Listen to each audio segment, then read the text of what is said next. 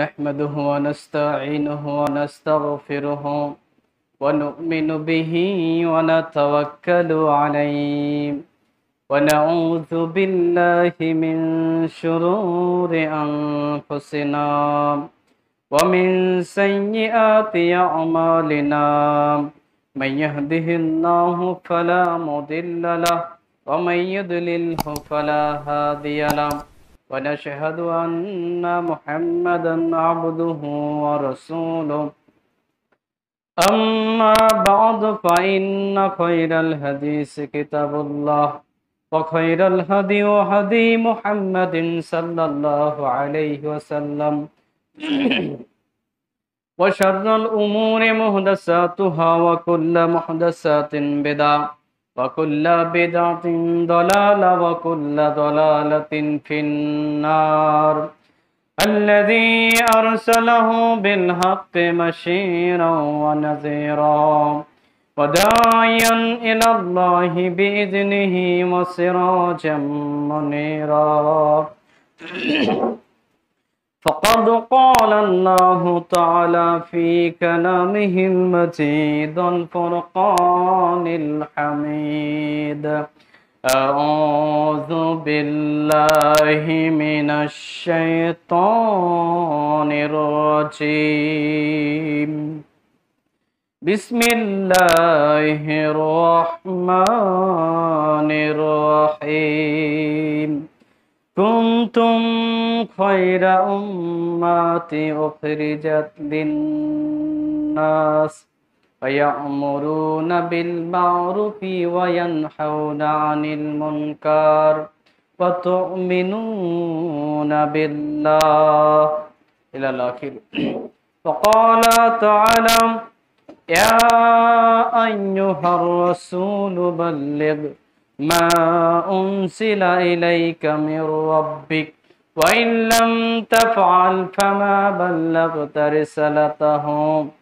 عن عمرو بن العاص رضي الله تعالى عنهما عن النبي صلى الله عليه وسلم قال بلغ عني ولو آية وحدث عن بني إسرائيل ولا حرج ومن كذب علي متعمدا فليتبوأ مقعده من النار رواه البخاري أو كما قال عليه الصلاة والسلام. সমস্ত প্রশংসা ও যাবতীয় তারিফ সেই মহামহিম আল্লাহ সুবহানাহু ওয়া তাআলার দরবারে, যে আল্লাহ রাব্বুল আলামিন অশেষ মেহেরবানি করে, অশেষ দয়া করে প্রতি জুমার ন্যায় আজকেও সালাতুল জুমা আদায় করার জন্য মুষ্টিমেয় কিছু সংখ্যক লোককে মসজিদে আসার তৌফিক এনায়েত করেছেন। সেজন্য সেই মহান রবের দরবারে শুকরিয়া জ্ঞাপন করছি, আলহামদুলিল্লাহ। শান্তি বর্ষিত হোক আখিরি জামানার পয়গম্বর নবী মুহাম্মদ রাসূলুল্লাহ সাল্লাল্লাহু আলাইহি ওয়াসাল্লামের রূহের উপরে, শান্তি বর্ষিত হোক খোলাফায়ে রাশিদিনদের রূহের উপরে, শান্তি বর্ষিত হোক সাহাবায়ে কেরামদের রূহের উপরে, শান্তি বর্ষিত হোক বিশ্বের মুসলিম নর ও নারীর উপরে। সকলে বলি আমিন। মহাগ্রন্থ আল কোরআনুল কারীমের সূরা ইমরান থেকে একটি আয়াতের অর্ধাংশ তিলাওয়াত করেছি। সূরা মাইদার 67 নম্বর আয়াতের অর্ধাংশ এবং রাসূল সাল্লাল্লাহু আলাইহি ওয়াসাল্লামের অগণিত বাণী হতে একটি হাদিস সহিহ বুখারী থেকে পাঠ করেছি। এই হাদিস এবং এই আয়াতগুলোকে কেন্দ্রিক আরো কিছু আয়াত নিয়ে সংক্ষিপ্ত পরিসরে কিছু কথা আলোচনা করে বক্তব্যের ইতি টানবো। আমা তাওফিকি ইল্লা বিল্লাহ। আজকের আলোচনার সার বিষয় হচ্ছে দাওয়াতের গুরুত্ব। এই দাওয়াত বলতে বোঝায় দ্বীনের দাওয়াত, ইসলামের পথে মানুষকে আহ্বান করার গুরুত্ব। এটা করতে হবে কি হবে না, কেন করতে হবে, কোত্থেকে এই দাওয়াত প্রচলন হয়েছে ইত্যাদি এই বিষয়ে আলোচনা হবে ইনশাআল্লাহ। আল্লাহ রাব্বুল আলামিন গোটা মানব জাতিকে সৃষ্টি করে এই পৃথিবীর বুকে পাঠিয়েছেন, সেটা একটা উদ্দেশ্য, সেটা হচ্ছে তার ইবাদত করার জন্য।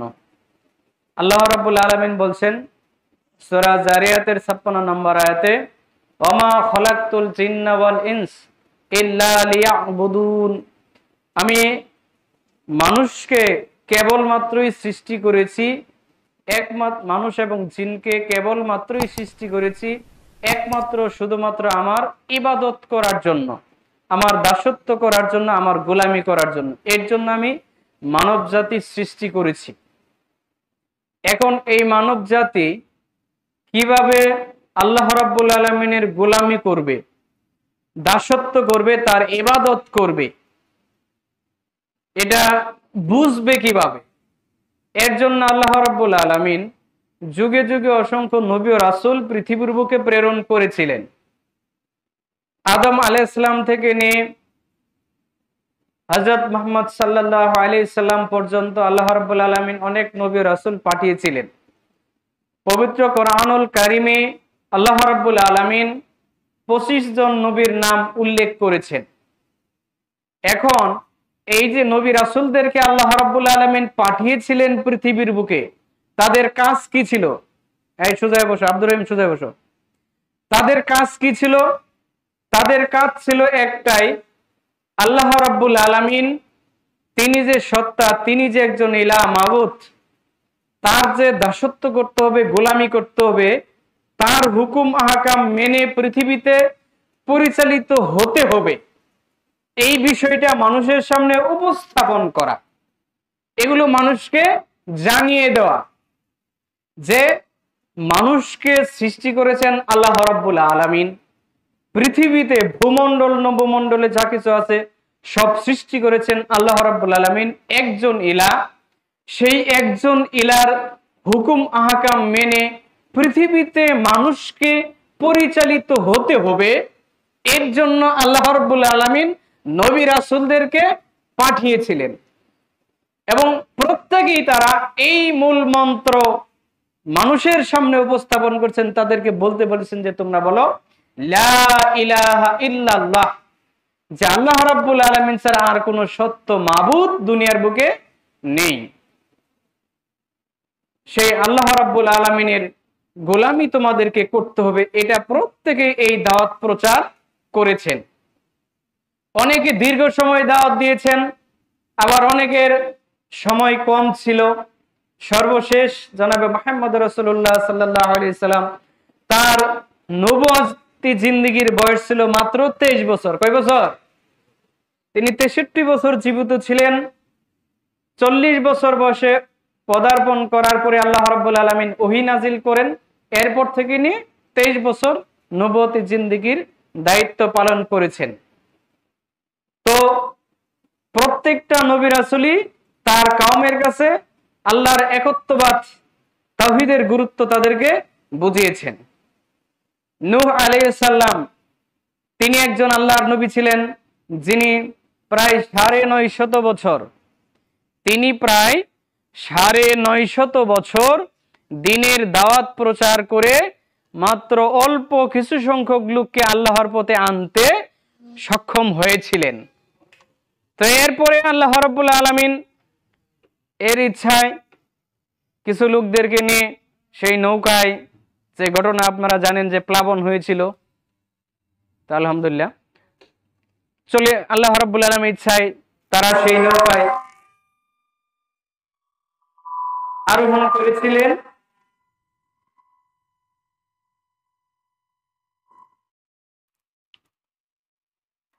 তো সেইখানে ছিল অল্প কিছু সংখ্যক লোক।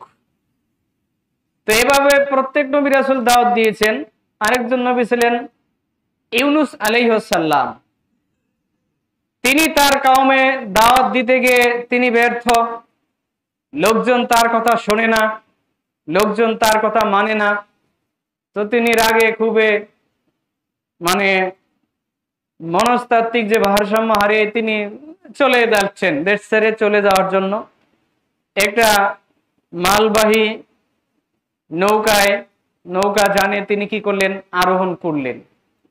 তিনি সেই নৌকায় উপস্থিত হওয়ার পরে, সেই নৌকায় চড়ার পরে ঝড় বৃষ্টি আরম্ভ হয়ে গেল। সূরা সাফফাত 141 নম্বর আয়াত থেকে আলোচনা। তিনি যখন উঠলেন, ঝড় বৃষ্টি আরম্ভ হয়ে গেল, তখন লোকেরা বলল যে এখান থেকে একজন লোককে যদি কি করা হয়, নিক্ষেপ করা হয় সমুদ্রে, তাহলে এই ঝড় বৃষ্টি থেমে যেতে পারে। এটা তারা চিন্তা করছিলেন। তো একটা লটারিও করা হয়েছিল, এখানে আয়াতে স্পষ্ট উল্লেখ করা আছে যে তারা একটা লটারি করলেন, সেই লটারিতে নাম উঠে পড়েছিল হযরত ইউনূস আলাইহিস সালামের। তো লোকেরা ইতস্তত করতেছিল, এরপরেও তাকে কি করতে হয়েছে, সমুদ্রে নিক্ষেপ হতে হয়েছে। তিনি সমুদ্রে নিক্ষেপ হওয়ার পরে আল্লাহ রাব্বুল আলামিনের হুকুমে বড় একটা মাছ তাকে গিলে ফেললো। তো তিনি ভেবেছিলেন যে মৃত্যুবরণ করেছেন, কিন্তু ওখানে মাছের পেটে যাওয়ার পরেও তিনি যখন হাত পা সবকিছু লাড়াচাড়া করছেন, তিনি তখন ভাবছেন তিনি জীবিত আছেন। তো এখানে অনেকে মতানক্য করেছেন, কেউ বলেছেন মাছের পেটে তিনি 3 দিন ছিলেন, আবার কেউ বলেছেন 7 দিন ছিলেন, কেউ বলেছেন 40 দিন ছিলেন। এরপরে তিনি বুঝতে পারলেন, ভুল বুঝতে পারলেন, তিনি অনুতপ্ত হলেন, কারণ তিনি দাওয়াত প্রচার করতেছিলেন ব্যর্থ। এতে তো সমস্যা নেই, হেদায়েতের মালিক হচ্ছেন কে? আল্লাহ রাব্বুল আলামিন। কিন্তু দাওয়াত প্রচার অব্যাহত রাখতে হবেই হবে। আমরা আরো সামনে যখন যাবো আরেকটু ইনশাআল্লাহ বিস্তারিত বুঝতে পারবো। তো ইউনূস আলাইহিস সালাম তিনি বুঝতে পারলেন যে তিনি ভুল করেছেন। তারপরে তিনি অনুতপ্ত হয়ে আল্লাহর কাছে প্রার্থনা করলেন, লা ইলাহা ইল্লা আনতা, হে আল্লাহ আপনি ছাড়া আর কোন ইলাহ নেই, সুবহানাক আপনি পুত পবিত্র, ইন্নী কুনতু মিনাজ জালিমিন, নিশ্চয়ই আমি জালিমদের অন্তর্ভুক্ত হয়ে গেছি। কেন? ওই দাওয়াত প্রচার বাদ দিয়ে আমি ব্যর্থ হয়ে আমি চলে এসেছি। কিন্তু তার উচিত ছিল দিনের দাওয়াত প্রচার করতে থাকা, কয়জন লোক হেদায়েতের পথে আসবে সেটা দেখার বিষয় নয়। তারপরে আল্লাহ রাব্বুল আলামিন এই দাওয়াতে তার কথা শুনলেন, ফেরেশতাদেরকে বললেন কোথা থেকে শব্দ আসে। ফেরেশতারা বলতেছেন আমরা বলতে পারতেছি না। আল্লাহ রাব্বুল আলামিন তো জানেনই, তাদের সাথে কথা বলতেছিলেন। তারপরে ওই যে ঘটনা ওখান থেকে যে আল্লাহ বলছেন আমি যা জানি তোমরা তা জানো না। তা যাই হোক, এদিকে আমি বিস্তারিত যাচ্ছি না। যে এরপর আল্লাহ রাব্বুল আলামিন মাছকে অনুমতি দিলেন, তীরে তাকে নিক্ষেপ করা হলো, ওখানে একটা গাছ হলো, তারপরে কিছু বকরি বা অন্যান্য প্রাণী তাকে দুধ দিতে থাকলো, ইত্যাদি ইত্যাদি। অর্থাৎ এখান থেকে যেটা আমরা বুঝতে পারলাম যে দিনের দাওয়াত প্রচার করতে গিয়ে ব্যর্থ হলেও আপনাকে দাওয়াতের কাজ অব্যাহত চালু রাখতেই হবে। তো এইভাবে দাওয়াতের কাজ প্রত্যেকটা নবী রাসূল করেছেন। সর্বশেষ এবং চূড়ান্ত নবী জনাবে মুহাম্মদ রাসূলুল্লাহ, সকলে পড়ি সাল্লাল্লাহু আলাইহি ওয়াসাল্লাম, তাকে আল্লাহ রাব্বুল আলামিন বললেন সূরা মাইদার 67 নম্বর আয়াতে, ইয়া আইয়ুহার রাসূল বাল্লিগ, হে নবী আপনি লোকের কাছে পৌঁছে দিন, প্রচার করুন, পৌঁছে দিন, প্রসার করুন, মানুষের কাছে তাবলীগ করুন। মানুষের কাছে কি পৌঁছাবেন? মা উনজিলা ইলাইকা মির রাব্বিক, যেটা আপনার রবের পক্ষ থেকে ওহী হিসাবে নাজিল করা হয় সেটা মানুষের কাছে আপনি প্রচার করেন, এটা পৌঁছে দেন, এই দায়িত্ব হচ্ছে আপনার। ওয়াইল্লাম তাফআল, হে নবী আপনি যদি তা না করেন, দিনের দাওয়াত প্রচার যদি আপনি না করেন, ফামা বাল্লাগতা রিসালাতাহু, তাহলে আপনি নবী রিসালাতের দায়িত্ব পালন করলেন না। এটা কাকে বলছেন? পৃথিবীর সর্বশ্রেষ্ঠ মানব যিনি মুহাম্মদুর রাসূলুল্লাহ সাল্লাল্লাহু আলাইহি সাল্লাম, শ্রেষ্ঠ নবী সাইয়্যিদুল মুরসালিন খাতামুন নবীন, তাকে আল্লাহ বলছেন আপনি যদি ওহীর বাণী মানুষের কাছে না পৌঁছান, দিনের দাওয়াতের কাজ আপনি যদি না করেন তাহলে আপনি নবী রিসালাতের দায়িত্ব পালন করলেন না, যেই দায়িত্ব দিয়ে আপনাকে দুনিয়ার বুকে পাঠানো হয়েছে। কেন? আপনি দিনের দাওয়াত প্রচার করবেন। তো এই দায়িত্ব এগুলো ছিল কাদের উপরে? কথা বলেন, নবী রাসূলদের উপরে। তো নবী রাসূল নাই, এখন কি আমগরে এই কাজ করার দরকার আছে? বলেন, দরকার আছে? এই দাওয়াতি কাজ চলবেই চলবে। একটা হাদিস আপনারা শুনে থাকেন যে নবীরা আলেমগণ নবীদের ওয়ারিস। কথাটা আসলে অর্থটা সঠিক না। আলেমগণ নবীদের জ্ঞানের ওয়ারিস, এমনি ওয়ারিস না, জ্ঞানের ওয়ারিস। তারা যে দায়িত্ব পালন করছিল, ওহীর জ্ঞান প্রাপ্ত হয়ে ওহীর বাণী মানুষের কাছে প্রচার করেছিল, এটাও যারা দ্বীনি জ্ঞান অর্জন করছে এটা তারা প্রচার করবে। এই দাওয়াতি কাজ অব্যাহত থাকবে কিয়ামত সংগঠিত হওয়ার আগ পর্যন্ত নেই।